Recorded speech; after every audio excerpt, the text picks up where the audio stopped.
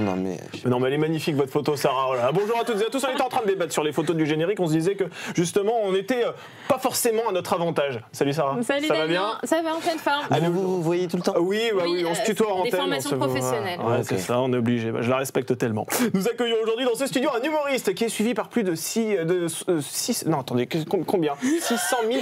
Ça commence bien. 600 000 followers, c'est ça? 600 000 sur Instagram, oui. C'est incroyable. Un comédien qui s'apprête à tenir l'un des rôles principaux dans un film sur Prime Video. Sa vie, elle se passe aussi et surtout sur scène, où il a assuré notamment les premières parties de Kev Adams. Il a même récemment révélé qu'il a dormi chez lui, mais on vous rassure, ce n'est pas sa copine, en tout cas pas officiellement. Bonjour Ilyes Djadel. Bonjour tout le monde. Bienvenue sur ce plateau. Je suis très content d'être là. Ben non, mais c'est un plaisir de vous recevoir ici, surtout pour ce film dont vous venez nous parler, qui s'appelle Numéro 10. On a eu la chance de le voir et il est absolument formidable. C'est une fiction qui sort donc ce 26 janvier sur Prime Video, qui raconte en fait une star mondiale du football qui a un dilemme, qui est confronté à un dilemme, choisir entre l'équipe de France ou l'équipe du Sénégal, qui donc est le pays de son père. Vous savez que ce genre de sujet, ça peut susciter une polémique en France aujourd'hui.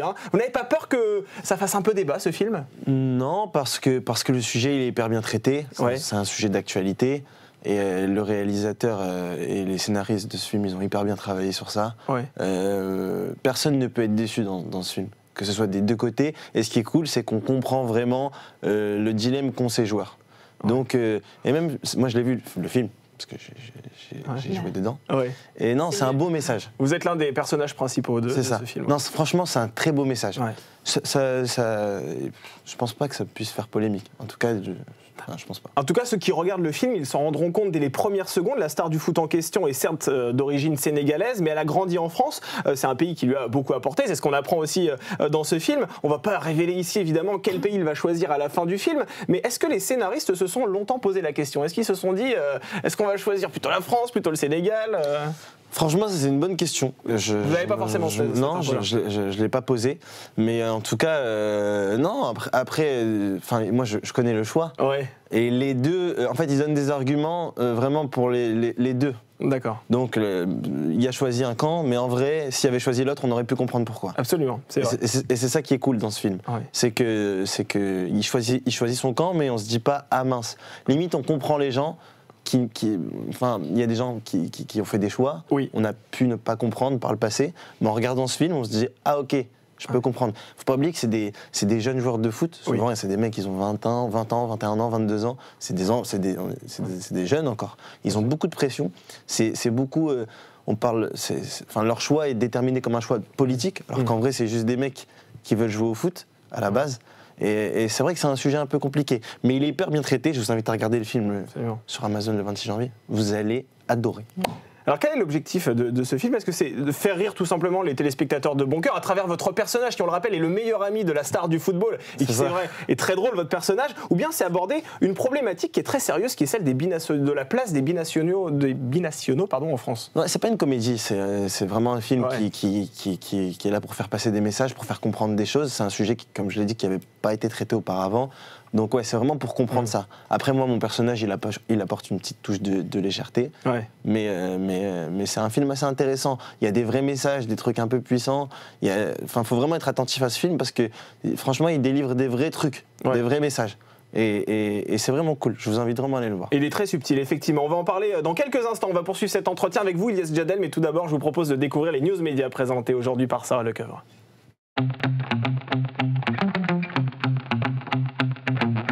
Et ouais, là, son jingle, elle pèse dans le game, Sarah, comme on dit dans le milieu. Allez, on commence ces infos médias avec un Bruce Toussaint très agacé. Et oui, c'était hier matin sur l'antenne de Sud Radio. Le journaliste était invité pour commenter les audiences de Bonjour, sa matinale sur TF1 qui a été lancée le 8 janvier dernier. Alors, c'est encore un peu timide côté audience, entre seulement 200 000, parfois 300 000 téléspectateurs réunis devant, contre 800 000 pour Télématin sur la 2.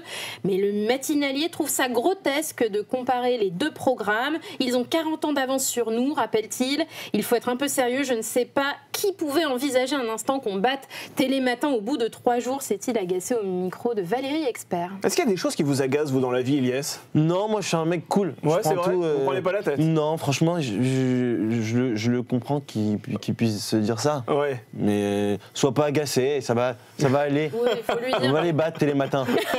Hein, on va les battre Télématin. Il a besoin de soutien, Bruce. Buzz TV au début, c'était pas. Au début, franchement. Personne nous regardait. On balbutiait. Et après, là, vous avez. Voilà, là.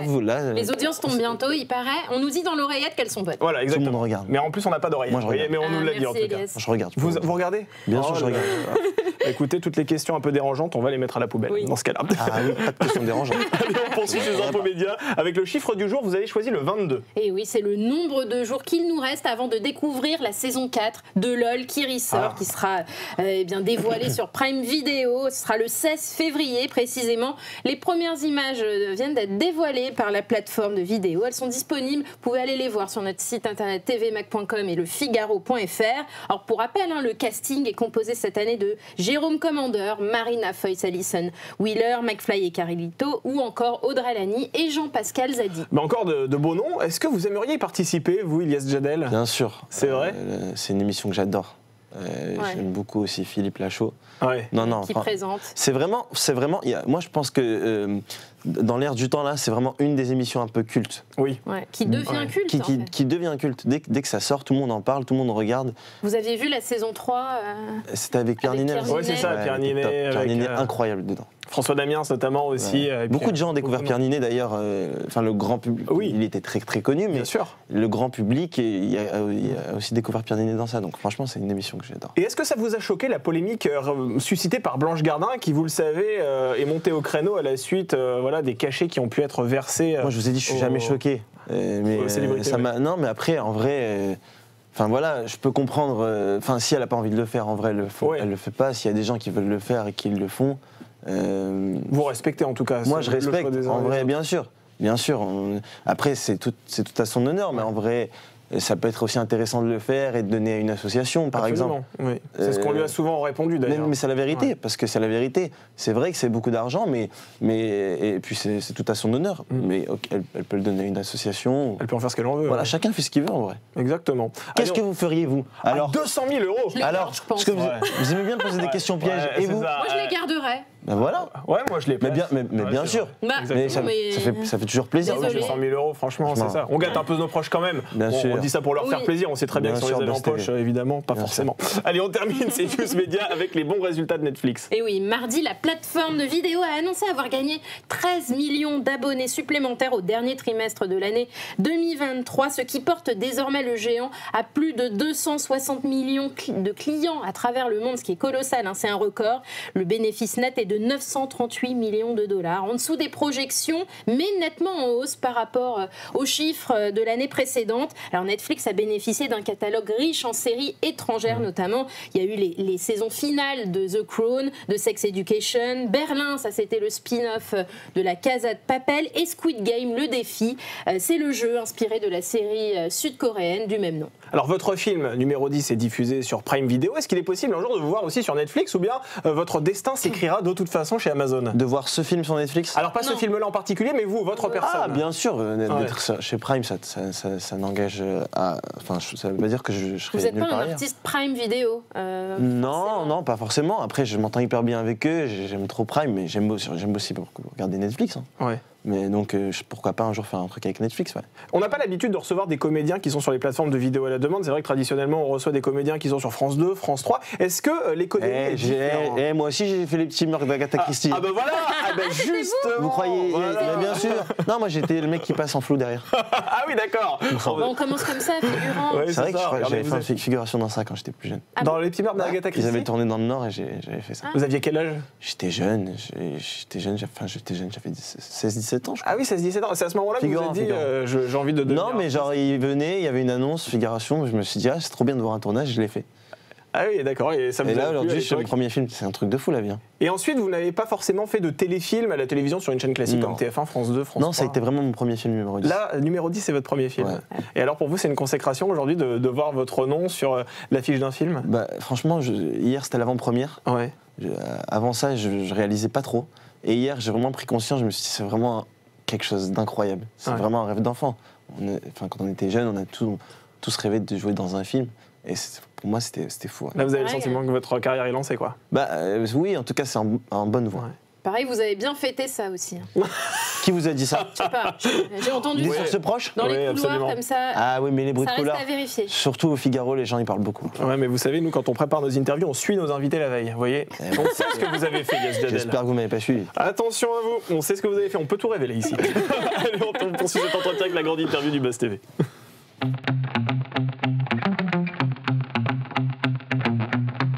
Amazon Prime sort ce vendredi 26 janvier, un film formidable vraiment qui nous a fait autant rire que réfléchir. Ça s'appelle Numéro 10, ça raconte l'histoire d'une star du foot, on le rappelle, qui doit choisir entre l'équipe de France et l'équipe du Sénégal. Vous allez vous glisser dans la peau du meilleur ami qui est en réalité un petit peu son larbin, qui en plus se fait surnommer Croissant. Est-ce qu'il faut mettre sa fierté entre parenthèses lorsque on interprète ce genre de personnage? Oui, c'est un rôle déjà. Ouais, c'est un rôle de composition. Oui, bien sûr, c'est un rôle, mais vous je pense pas comme ça dans la vie. Non, mais en vrai, on va choper des filles comme ça. En vrai, je pense que le personnage, il voit pas trop ça. En vrai, le personnage dans le film, il aime son ami. Ouais. Et à la base, il fait ça par amour pour son ami. Oui, parce que c'est un ami d'enfance. C'est un ami d'enfance, voilà. C'est l'ami d'enfance du joueur de foot. Donc oui, en vrai, avec le recul, c'est le larbin. Mais en vrai, c'est un personnage un peu gentil. Il aime son ami et c'est pour lui qu'il fait ça. En vrai, il l'aime. Et qu'est-ce qui vous a motivé à prendre ce rôle? Est-ce que vous êtes fan de foot? Déjà, cet univers vous parle? Je suis très fan de foot. Ouais. J'aime le foot. J'aimais beaucoup aussi le réalisateur David Dian. J'étais très fan du travail de David, parce que David fait également Validé avec Franck Gastambide. En fait, il est le second de Franck, donc il fait un peu tout avec Franck. Et moi, je me rappelle quand Validé était sorti, c'était le confinement. Et moi, j'avais rien fait avant dans le cinéma, j'avais rien fait. Mais j'aimais bien chercher qui avait fait quoi. Oui. Et à la fin, je regardais le générique, j'ai vu David Dian, je fais des recherches sur lui, et j'avais tellement adoré Validé que j'avais essayé de le contacter et tout. Et c'est fou de faire ce premier film avec un mec que j'admire. Que vous avez admiré, qui est David. Donc, D'ailleurs, l'acteur qui joue Ousmane Diallo, qui est donc le footballeur, il s'appelle dans la vraie vie Ibrahima Diallo. Vous, Ilyes Jadel, vous jouez un personnage qui s'appelle Ilyes Alaoui. Les scénaristes étaient en manque d'inspiration pour trouver les véritables identités? Non, je ne dirais pas ça. On s'est dit, bon, il s'appelle Ilyes, bon, non, le personnage s'appellera Ilyes. Ils m'ont dit, tu veux t'appeler comment? J'ai dit Ilyes. Tout simplement. Non, parce que la façon dont le personnage, il est un peu naturellement moi aussi. Ah oui, c'est ça. Il y a de vous dans ce personnage. Ouais, il y a un peu de moi dans ce personnage. Pas le côté larbin. Pas le côté larbin. Ah oui, parce que oui, c'est vrai que vous êtes aussi, comment dire, un peu profiteur. Non, mais non, c'est plus dans le côté le mec qui prend rien au sérieux et qui est toujours un peu je m'en foutiste. Et non, c'est plus dans ce côté-là. J'aimais bien. Je me suis un peu inspiré de moi aussi dans la vie de tous les jours pour ce personnage. Et du coup, je me suis dit ok, Ilyes, alors c'est cool. Et Ibrahim Diallo, Ibrahima, pardon. C'est pas très bien travaillé vos interviews. Pardon, oui. Oui, bah oui. J'ai pas assez bossé ce Pourtant, on l'a écrit, regardez, c'est écrit là, c'est écrit. Je suis trahi. Il est acteur, mais il est surtout boxeur. Un boxeur qui joue un footballeur. Qu'est-ce que vous avez pensé de sa prestation? Il était incroyable. C'est pas parce que je parle de ce film, mais pour de vrai, sincèrement. Moi, il m'a impressionné, et pas que moi, je pense. Il vient d'un casting sauvage, donc qu'est-ce que c'est? En gros, ils l'ont trouvé sur Instagram. La directrice de casting lui a envoyé un message, il a fait les essais et il a crevé l'écran, honnêtement. Franchement, il m'a impressionné. Et je pense qu'il aura une grande carrière. Alors ce film, au-delà du rire, c'est aussi une quête d'identité, vraiment très sérieuse, avec cette question centrale que beaucoup de binationaux se posent. Est-ce que je dois me tourner vers la France, ce pays qui m'a accueilli et qui m'a sans doute donné aussi les moyens de réussir dans mon métier, ou bien est-ce que je dois m'identifier à mon pays d'origine, cette terre peut-être où mes parents sont nés, où ma famille se trouve encore aujourd'hui? Est-ce qu'il y a une réponse évidente à cette question-là, selon vous? Il y a une réponse évidente. Ouais. Franchement, comme je vous l'ai dit tout à l'heure, mais justement, c'est beaucoup plus subtil. Mais oui, chacun a son histoire en vrai. Franchement, il n'y a rien d'évident. Je pense que c'est une lourde décision aussi pour eux. C'est compliqué. Franchement, en regardant ce film, je me suis dit, qu'est-ce que j'aurais fait moi? Et c'est vrai que tu as envie de jouer pour ton pays que tu aimes, la France, parce que tu es français. Et tu as aussi la pression aussi beaucoup derrière. Tu as envie de jouer aussi pour le pays de tes parents, parce que tu es aussi fier de tes origines. Donc en fait, en vrai, il n'y a pas de réponse évidente. Ça doit être un choix compliqué. Et d'ailleurs, j'aimerais pas être à leur place. Et quand on regarde ce film, impossible de ne pas penser à l'affaire Benzema. Je rappelle, hein, l'ancien attaquant de l'équipe de France avait dû choisir lors d'une interview entre l'Algérie et la France. C'était dans une interview en décembre 2006 hein, sur RMC. Luis Fernandez lui avait posé cette question et il avait déclaré « L'Algérie, c'est le pays de mes parents, c'est dans le cœur. La France, c'est plus pour le côté sportif. » Ça avait suscité beaucoup de polémiques, de débats, comme on sait bien en faire en France. Est-ce que ce film est inspiré de cette histoire ? Je pense pas qu'ils soient inspirés de cette histoire, non. Mais c'est vrai qu'en tout cas, le parallèle est assez flagrant. On ne peut pas ne pas penser à l'affaire Benzema, justement, avec ces déclarations-là, lorsque lui a aussi dû choisir, à un moment donné, oui, ils doivent tous choisir. Donc, évidemment, par rapport à ça, oui, c'est un peu la même chose, mais c'est le choix. Mais je pense pas que... Ouais, peut-être ça vous a fait penser à ça. Moi, j'ai pas du tout... Non, pas du tout. Vous étiez peut-être pas né à bien sûr, si je me rappelle de cette, bien sûr, je me rappelle très bien. Vous aviez 9 ans. Et je me rappelle très bien de cette histoire. Karim disait ça. Ouais. Alors vous, Ilyes, vous êtes aussi d'origine algérienne, hein, si je ne me trompe pas. Quelle place votre pays d'origine occupe-t-elle dans votre cœur aujourd'hui ? Une grande place. Ouais. On est toujours fiers de ses origines. Après, je suis très fier d'être français. Ouais. Et j'ai des origines algériennes, donc tous les ans, j'y vais en vacances dans mon pays d'origine. Vous avez de la famille là-bas ? Oui, voilà. Ouais. J'ai de la famille là-bas et tout. Je pense qu'il faut être fier d'où l'on vient, en vrai. Sans renier, évidemment. Faut rien renier, quoi. Faut être fier de tout. Et moi, personnellement, je le dis, je suis fier de tout. Je suis fier de toutes mes origines. Si, peut-être même, je suis un peu espagnol. Ah, c'est vrai, peut-être. J'aimerais bien. Ah ouais. Suédois aussi, plus centrafricain. Suédois. Vous êtes de partout, en fait. Vous êtes un homme mondial. Et vous Ah bah nous, attendez. Moi, vous êtes franco-française, oui, Sarah Lecœur. Vous êtes fiers. Ah, fier, ça fait plaisir. Mais c'est vrai, on doit être fiers. En plus, on est dans un beau pays. Alors justement, en parlant de l'Algérie, on a une question très sympa pour vous, parce que ce mercredi, nous recevions à votre place l'animateur Olivier Delacroix, vous savez, qui anime ce magazine formidable sur France 2 qui s'appelle Dans les yeux d'Olivier. Il avait une question pour vous. Alors, on a eu des questions très violentes hein, sur ce plateau, mais celle-là l'est particulièrement, regardez. Pas trop dur, l'élimination de l'Algérie à la CAN. Pas trop dur ta coupe de cheveux hein? Pas trop dur. Qu'est-ce que c'est que cette coupe de cheveux, monsieur? C'est pas trop dur, ça, vous?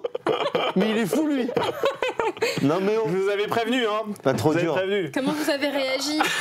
L'Algérie s'est fait éliminer par la Mauritanie. J'étais tristouné. C'est fou.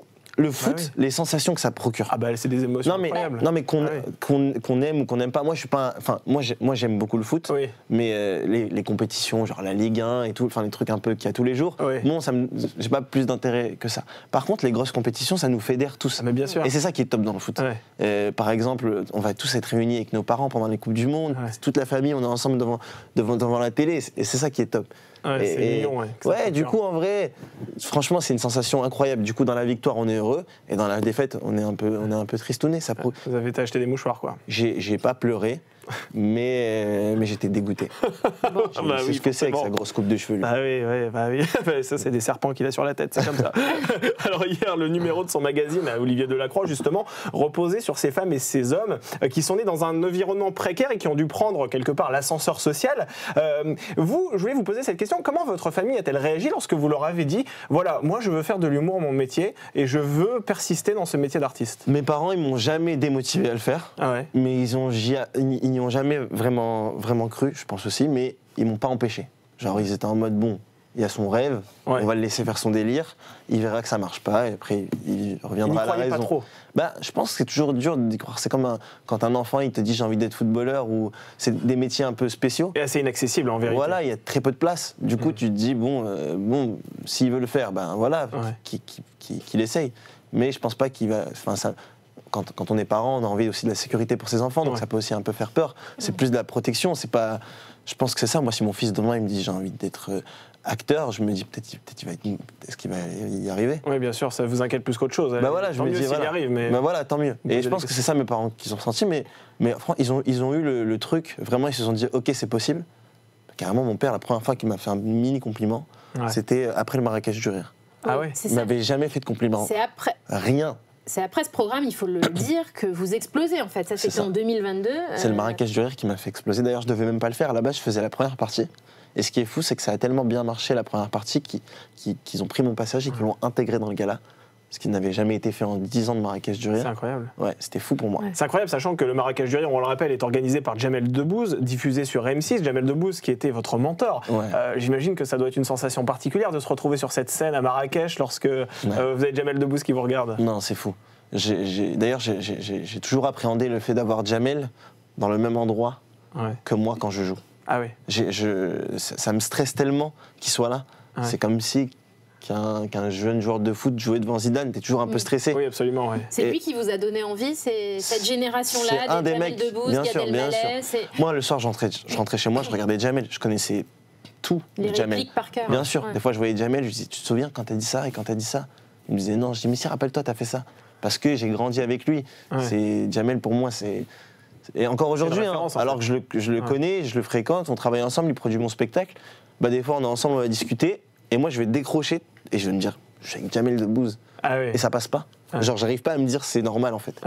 Et tant mieux, au moins je garde ce côté un peu magique. C'est ça. Ce côté un peu réel. Vous avez encore l'œil qui pétille en fait. Voilà, c'est ça. Je pense que quand t'as ça, c'est important, faut pas le perdre. Et c'est vrai que depuis le Marrakech du Rire, votre carrière a pris une toute autre envergure. Et il me semble aujourd'hui que vous faites partie de la bande de Camille Combal sur TF1, dans Camille et Images. Oui, en tout cas, on vous a vu sur la photo de classe qui a été diffusée sur Instagram. Quelle place vous occupez dans ce talk show qui est diffusé, on le rappelle, tous les jeudis en deuxième partie de soirée sur TF1? Ben, c'est une bande de copains, c'est de la rigolade, donc il n'y a pas de place un peu attitrée, mais on est là, on rigole, c'est de la discussion autour de la table.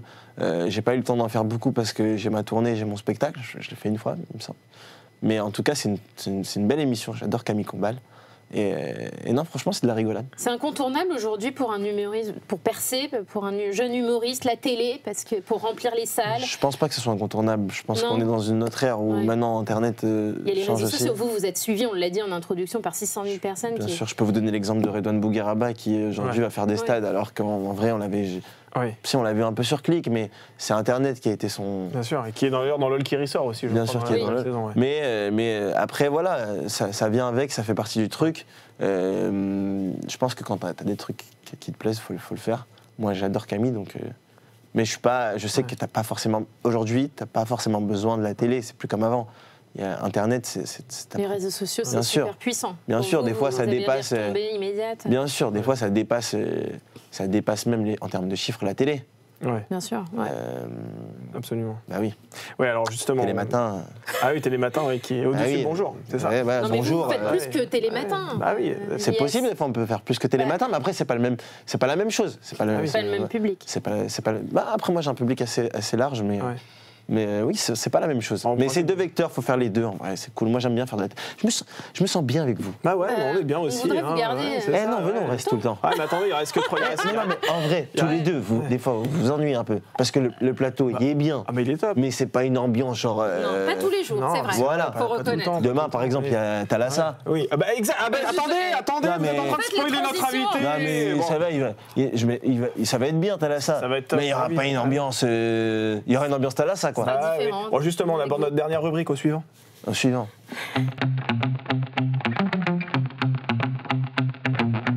Voilà, vous venez de spoiler notre invité de demain, ce sera Diego Buñuel qui va relancer Thalassa sur France 3. Thalassa, on a spoilé Diego. Bah oui, non, mais ça c'est scandaleux. Diego, je suis désolé. Bah oui, vous allez recevoir encore des insultes sur les réseaux sociaux, vous allez dire, oh là, je comprends pas, c'est compliqué. Bon, alors vous êtes jeune, vous faites partie aussi de cette génération qui est sensible aux questions écologiques. C'est quelque chose qui vous intéresse aussi L'écologie ? Oui. Bien sûr, c'est important. Je pense qu'on est la suite, on est la relève. C'est important pour tout le monde. Absolument. Je veux dire, la planète, elle est. On est tous concernés. Et alors au-delà de l'écologie, évidemment, c'est un magazine qui nous invite un peu au voyage. Je trie mes poubelles. Vous triez vos poubelles, mais c'est formidable ça. Ah bah oui, je trie mes poubelles. Bien sûr. Oui, je suis un écolo. Vous êtes un citoyen incroyable. Vous allez beaucoup voyager, dans Nicolas quelques Hulot, jours. c'est mon voisin. C'est vrai. J'habite là. Nicolas Hulot, il habite là.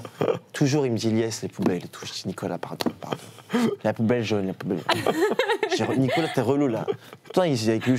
Ah oui, il va changer de voisinage aussi. Depuis qu'il a fait Ushuaïa, lui. Ah oui, c'est la grosse tête. C'est terrible. Vous allez beaucoup voyager, Ilyes Djadel, puisque vous êtes en tournée avec votre spectacle sobrement intitulé Vrai. Dans 2 heures pile, vous allez monter sur scène du casino de Barrière à Enghien-les-Bains. Le 27 janvier, vous serez à Bordeaux. Le 3 février à Marseille. Le 9, vous serez à Strasbourg, que des grosses villes.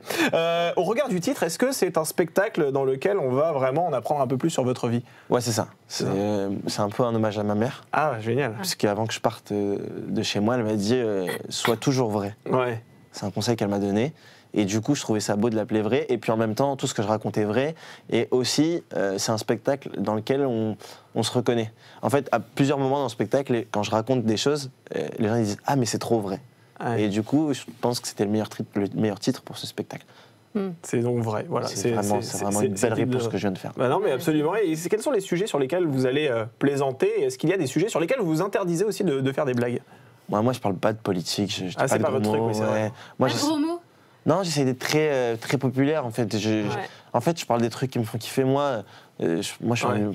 J'essaye de parler des sujets... C'est la vie de tous les jours, en fait. Ouais, la vie de tous les jours, les choses qui nous rassemblent tous. Moi, c'est un spectacle où je parle des différences. Parce que moi, j'étais dans un lycée catholique. Oui, c'est vrai, exact. Et du coup, j'essaye de faire passer un beau message.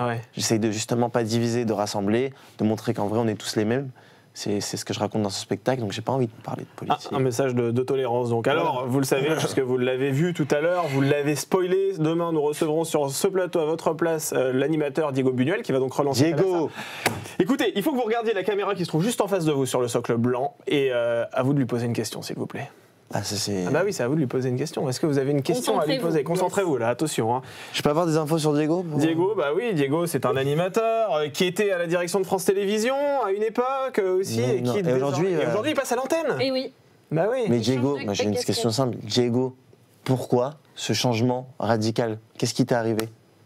Normalement c'est l'inverse. Bah bien sûr. Qu'est-ce qui t'est arrivé, Diego? Peut-être que Diego est libre dans sa tête. Allez, merci beaucoup, Elias. Merci beaucoup, on lui soumettra. Diego, j'ai une autre question. Allez-y. Qu'est-ce que ça t'a fait que l'Algérie soit éliminée, Diego? Le mec a rien compris. Je suis pas sûr qu'ils soient très concernés par la question. En attendant, on le rappelle que vous interprétez l'un des rôles principaux dans Numéro 10, qui sort donc ce vendredi sur Prime Video. Merci beaucoup. Venez voir Numéro 10 et venez voir mon spectacle. C'est où? C'est là? Vous avez trop de caméras, peut-être. Ah oui, venez voir Numéro 10, venez voir mon spectacle. Bisous, le Buzz TV. Allez, à bientôt, à demain pour un nouveau Buzz TV.